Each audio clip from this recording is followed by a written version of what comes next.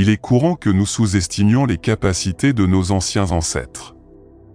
Cependant, nous avons un moyen de corriger cela, explorer les inventions et technologies étonnantes qu'ils ont développées. Et c'est exactement ce que nous allons faire dans cette vidéo. Numéro 1.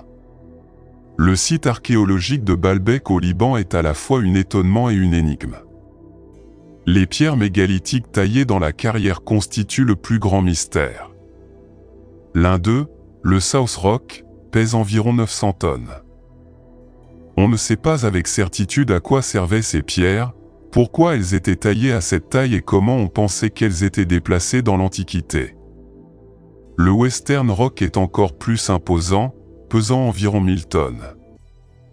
Une théorie suggère que ces roches étaient destinées à faire partie du Trilithon de Baalbek, mais comme le site du Trilithon est en montée, il serait presque impossible de les y glisser ou de les pousser. On ne sait pas clairement qui a effectué ce travail, on l'attribue généralement aux anciens Romains, mais rien ne prouve qu'ils aient tenté d'exploiter de tels mégalithes géants ailleurs dans leur empire. Ce projet de construction serait incroyablement difficile à réaliser aujourd'hui, et encore moins il y a des milliers d'années. Numéro 2. Le dolmen de Soto, en Espagne, est une énigme vieille de 5000 ans qui n'a pas encore été résolue. Dans la province de Huelva, il existe environ 200 sites funéraires rituels néolithiques, mais aucun n'est aussi impressionnant que cette structure souterraine. Le dolmen de Soto a été découvert par Armando de Soto Moria en 1922, alors qu'il tentait de construire une nouvelle maison sur ses terres en Andalousie.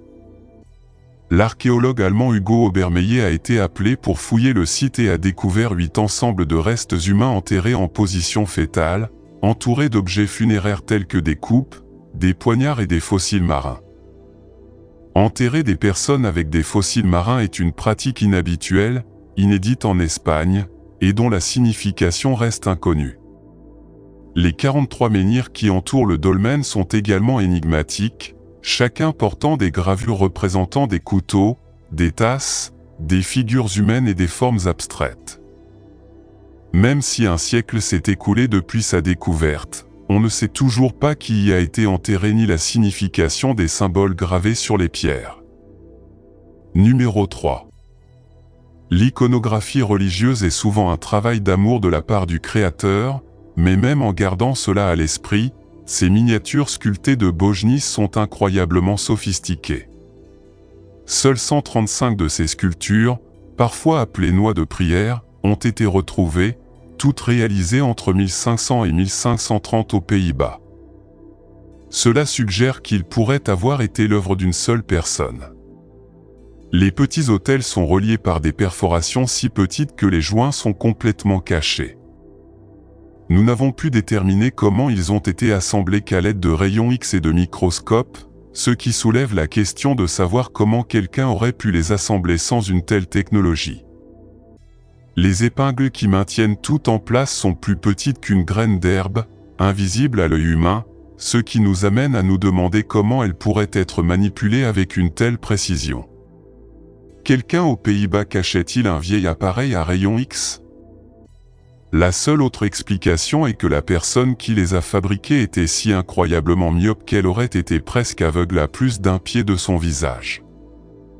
Numéro 4. Il serait extrêmement utile de pouvoir prédire l'arrivée des tremblements de terre, permettant ainsi d'évacuer les zones avant une catastrophe et de sauver de nombreuses vies.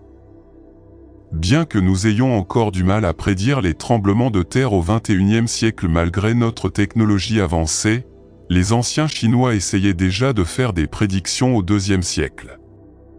Ils ont utilisé des appareils comme ce sismographe conçu par Zhang Eng en 132. À première vue, il ressemble à un vase décoratif, mais l'appareil de Zhang Eng est étonnamment sensible et sophistiqué. Placé au sol, il peut détecter des secousses à des kilomètres de distance en balançant un pendule à l'intérieur.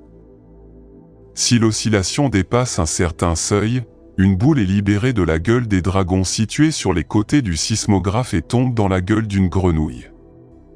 Cela a non seulement alerté les observateurs d'un tremblement de terre imminent, mais a également indiqué la direction d'où il venait. Même si ce n'était probablement pas très précis en termes de prévision des directions et ne donnait pas beaucoup d'avertissements, c'était certainement mieux que de ne pas avoir d'avertissement du tout. Numéro 5.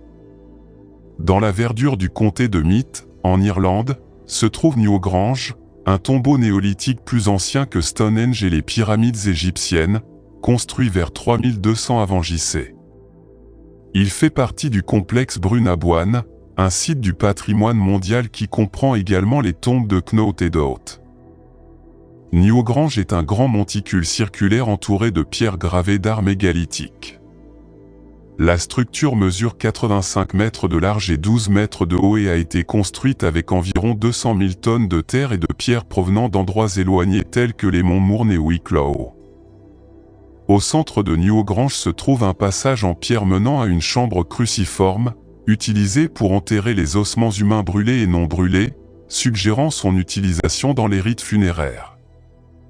Le passage est aligné pour capturer le lever du soleil du solstice d'hiver à travers un coffre de toit, inondant la chambre intérieure de lumière du soleil et soulignant l'importance astronomique de la tombe. Les archéologues pensent que Newgrange avait un objectif religieux ou cérémonial, souligné par son art complexe et sa sophistication architecturale. La façade, principalement constituée de blocs de quartz blanc, et la présence d'un cercle de pierres environnantes accentue encore son importance cérémonielle. L'importance historique du site est renforcée par son rôle dans la mythologie irlandaise, où l'on pense qu'il abrite des divinités telles que le Dagda et son fils Angus. Les récits mythologiques indiquent que Newgrange n'était pas seulement un monument, mais une figure centrale des histoires de souveraineté et de divinité, où les royaumes célestes et terrestres se rencontraient. Les études archéologiques, notamment celles de Michael J.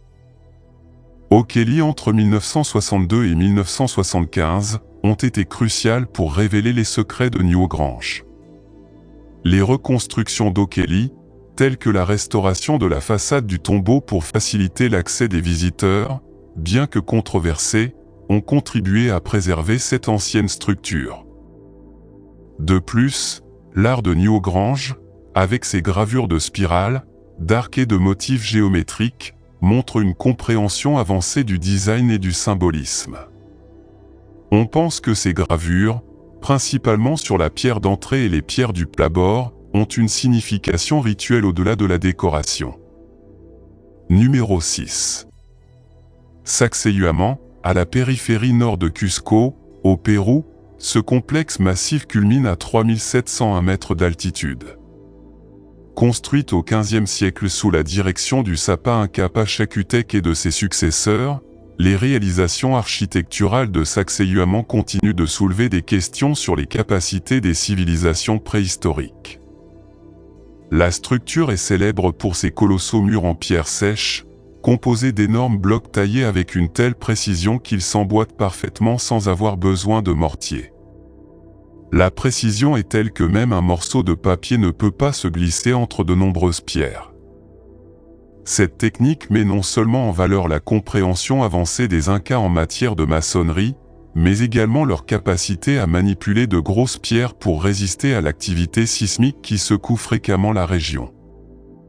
On estime que la plus grosse pierre pèse près de 200 tonnes et la question reste de savoir comment elle a été transportée et sculptée de manière complexe en utilisant la technologie limitée disponible à cette époque. L'emplacement stratégique de la forteresse sur une colline escarpée offre une vue imprenable sur la vallée de Cusco, suggérant son utilisation comme bastion militaire. Cependant, la complexité et l'élégance de la pierre suggèrent qu'elle avait également un rôle cérémoniel important. La vaste place et les grandes terrasses aux murs en zigzag, qui imitent les dents d'un puma, ainsi que l'alignement du site avec les événements célestes, montrent son importance spirituelle pour les Incas. La construction de Sacsayhuaman est remarquable étant donné que les constructeurs Incas utilisaient principalement des outils en bronze ou en pierre. Les Incas ont façonné les énormes pierres avec une telle précision que les murs ont résisté à des siècles de catastrophes naturelles. Des expériences modernes, comme celle de Vinsley, ont tenté de reproduire la précision des maçons incas, mais atteindre la précision des joints de pierre reste difficile, augmentant le mystère de leur méthode de construction. Au fil des siècles, Sacsayhuaman a subi des pillages et des destructions, notamment lors de la conquête espagnole, lorsque de nombreuses pierres ont été réutilisées pour construire la ville coloniale de Cusco. Aujourd'hui, il ne reste que les plus grosses pierres, trop lourdes pour être déplacées, permettant d'imaginer la grandeur originelle de Sacsayhuaman. À l'ère moderne, Sacsayhuaman est devenu un symbole de fierté culturelle. C'est le cadre d'Inti Raymi, le festival inca du solstice d'hiver, qui attire des milliers de touristes et d'habitants locaux venus découvrir la tradition inca et rendre hommage à l'ingénierie de leurs ancêtres. Numéro 7. Situé dans la vallée de Mexico, à 40 km au nord-est de la ville moderne de Mexico, Teotihuacan témoigne des prouesses architecturales et de l'urbanisme des anciennes civilisations mésoaméricaines. Reconnu pour ses pyramides monumentales, telles que la pyramide du Soleil et la pyramide de la Lune, Teotihuacan n'a pas été construite par les Mexicains ou les Aztèques, mais est antérieure à eux de plusieurs siècles. À son apogée, dans la première moitié du premier millénaire, elle était la plus grande ville des Amériques, abritant plus de 125 000 habitants et l'une des 6 plus grandes villes du monde à l'époque, couvrant une superficie de 20 mètres carrés. Kilomètres. Teotihuacan était le cœur de la région, influençant bien au-delà de ses frontières grâce au commerce, notamment celui des outils en obsidienne, et culturellement grâce à ses innovations architecturales et artistiques. La ville a été fondée vers 100 avant JC, et la construction de ses principaux monuments s'est poursuivie jusqu'à environ 250 après JC. Cependant, vers 550 après JC, la ville connut d'importantes destructions et fut abandonnée au cours des 7e et 8e siècles, probablement en raison d'événements météorologiques extrêmes entre 535 et 536.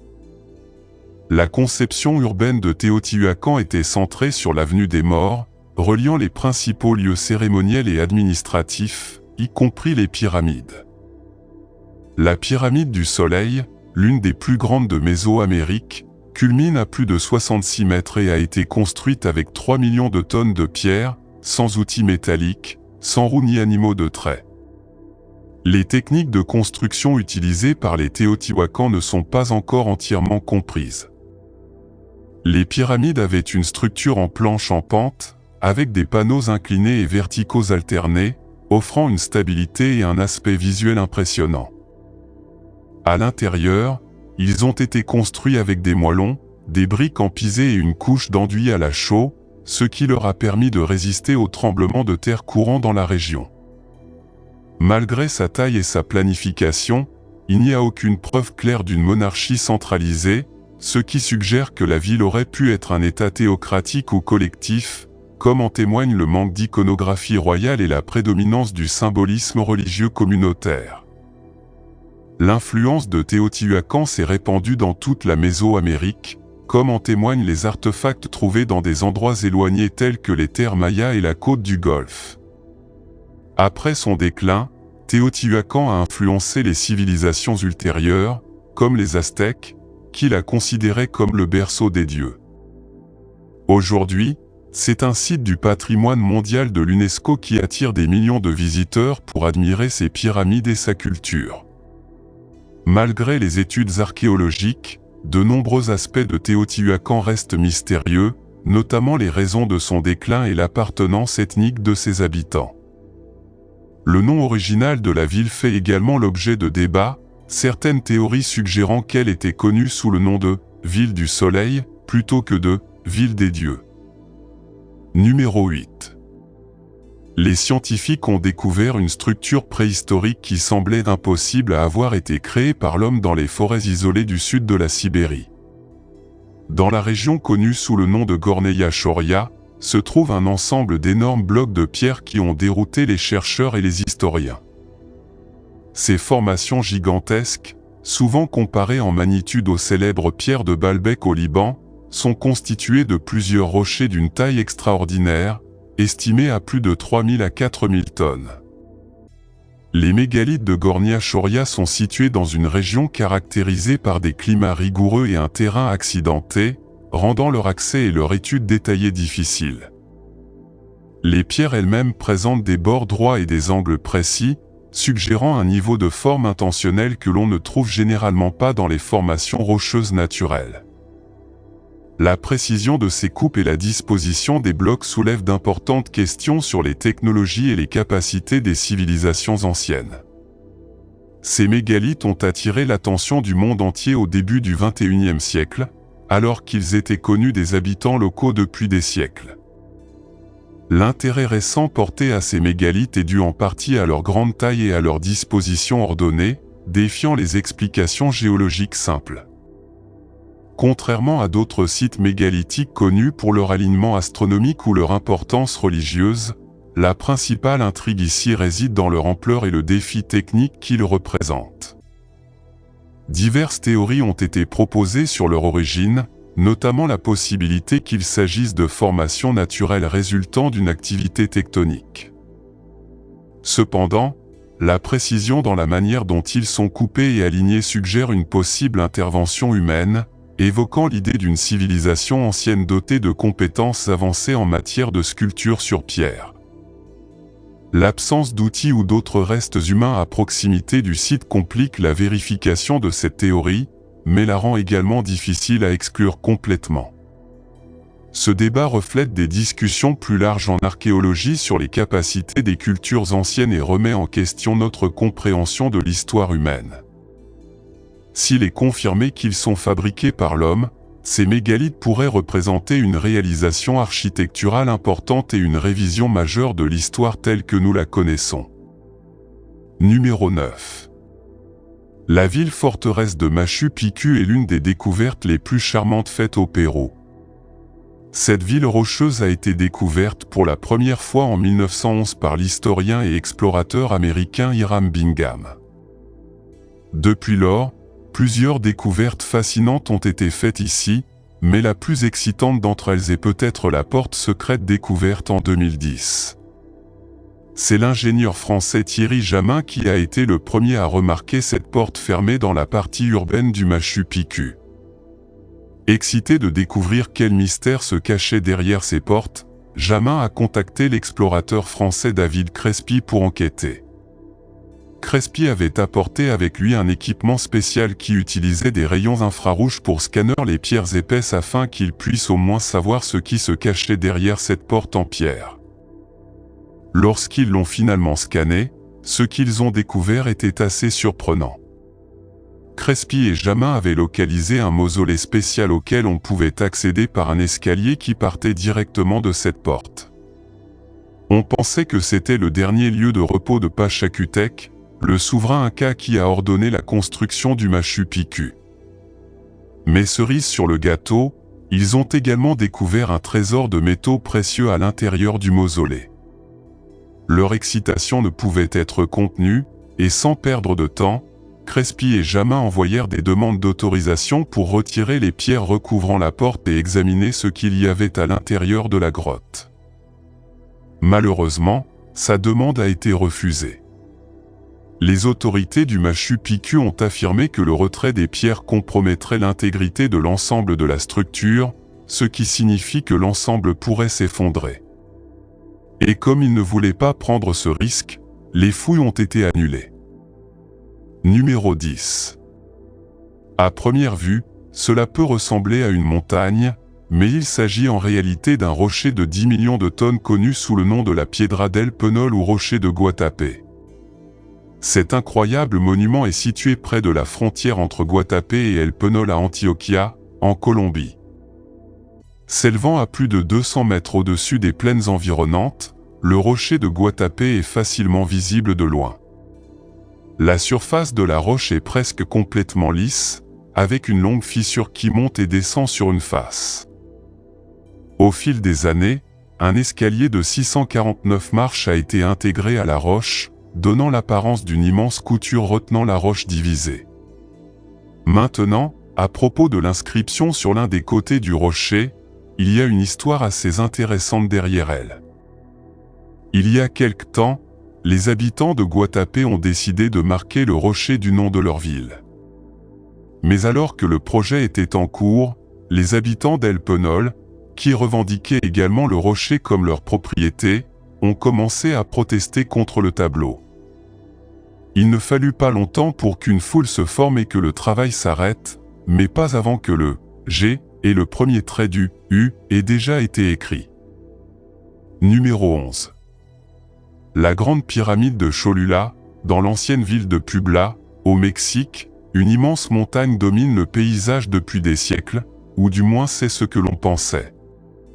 En réalité, c'est bien plus qu'une montagne.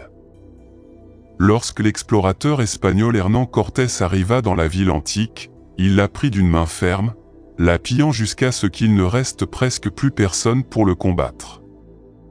Il fit alors construire une église au sommet de cette montagne, église qui s'y trouve encore aujourd'hui. À l'insu de tous, la montagne cachait en réalité la plus grande pyramide du monde. Oubliez la grande pyramide de Gizeh, celui-ci est beaucoup plus gros. À titre de comparaison, la pyramide d'Égypte mesure un peu plus de 230 mètres à la base, avec une hauteur initiale de 138 mètres, tandis que la pyramide de Cholula mesure 66 mètres de haut, mais mesure 450 mètres à la base.